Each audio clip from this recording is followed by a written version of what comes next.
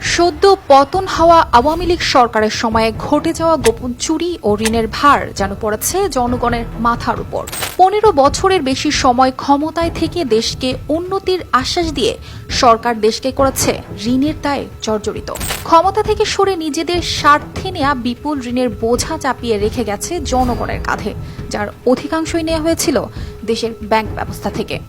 2009 সালে ক্ষমতা গ্রহণের সময় দেশি বিদেশি ঋণের স্থিতি ছিল 2,76,830 কোটি টাকা, যা 2024 সালের জুন মাসে এসে বেড়ে দাঁড়িয়েছে 18,35,000 কোটি টাকায়। এই ঋণের পরিমাণ কেবল সংখ্যায় বড় নয়, বরং এর দীর্ঘমেয়াদী প্রভাব দেশের অর্থনীতিতে পড়তে যাচ্ছে বলে সতর্ক করেছেন অর্থনীতিবিদরা। শেখ হাসিনা সরকারের সময়ে বড় অঙ্কের ঋণ নেওয়া হয়েছে, যার বেশিরভাগ দেশীয় ব্যাংক থেকে। অর্থ মন্ত্রণালয়ের তথ্য মতে বর্তমানে 18,35,000 কোটি টাকার ঋণ রয়েছে, যার মধ্যে 10,35,000 কোটি টাকা দেশীয় উৎস থেকে এবং 8 লাখ কোটি টাকা বিদেশি উৎস থেকে নেওয়া হয়েছে। বিশেষজ্ঞদের মতে বিদেশি ঋণ সস্তা ও দীর্ঘমেয়াদী হলেও কঠোর শর্ত পূরণ করতে হয়, যা সরকার করতে পারেনি। ফলে তারা দেশীয় ঋণের উপর বেশি নির্ভর করেছে। পদ্মা সেতু ও রূপপুর পারমাণবিক বিদ্যুৎ প্রকল্প সহ বিভিন্ন মেগা প্রকল্পের জন্য এই ঋণগুলি নেওয়া হয়েছে।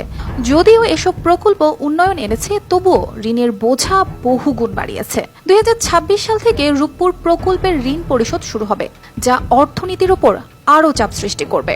অর্থনীতিবিদ মোস্তাফিজুর রহমানের মতে ঋণ নিয়ে মেগা প্রকল্প চালানো বিপজ্জনক হতে পারে, বিশেষত যখন দেশে ডলার সংকট ও মূল্যস্ফীতি বাড়ছে। বাংলাদেশ ব্যাংকের তথ্য মতে জুলাই মাসের সার্বিক মূল্যস্ফীতি প্রায় 12% পৌঁছেছে, যেখানে খাদ্য মূল্যস্ফীতি 14%-এরও বেশি। দেশীয় ব্যাংক থেকে ঋণ নেওয়ার ফলে বাজারে অতিরিক্ত টাকা সরবরাহ বেড়ে মূল্যস্ফীতি আরও বাড়াচ্ছে, যা জনগণের জীবনযাত্রার ব্যয় দাঁড়িয়েছে। 2023-24 অর্থ বছরে সরকারের বিদেশি ঋণের পরিমাণ 6,790 কোটি ডলারে দাঁড়িয়েছে, যা প্রায় 8,01,000 কোটি টাকার সমান। এর ফলে প্রতিটি নাগরিকের মাথাপিছু বিদেশি ঋণের বোঝা প্রায় 44,720 টাকা। বিষয়টা এখন এমন দাঁড়িয়েছে যে করবে কেউ আর ভরবে কেউ। বিশেষজ্ঞরা বলছেন বর্তমান সরকারের জন্য সবচেয়ে বড় চ্যালেঞ্জ হবে এই বিশাল ঋণ পরিশোধ করা। 2024-25 অর্থ বছরের বাজেটে সুদ পরিশোধের জন্য বরাদ্দ রাখা হয়েছে 1,13,500 কোটি টাকা, যার মধ্যে 93,000 কোটি টাকা দেশীয় ঋণের সুদ। এই অর্থ পরিশোধের জন্য জনগণের করের টাকা ব্যবহার করতে হবে, যা অন্যান্য খাতে ব্যয় করার সুযোগ কমিয়ে দেবে।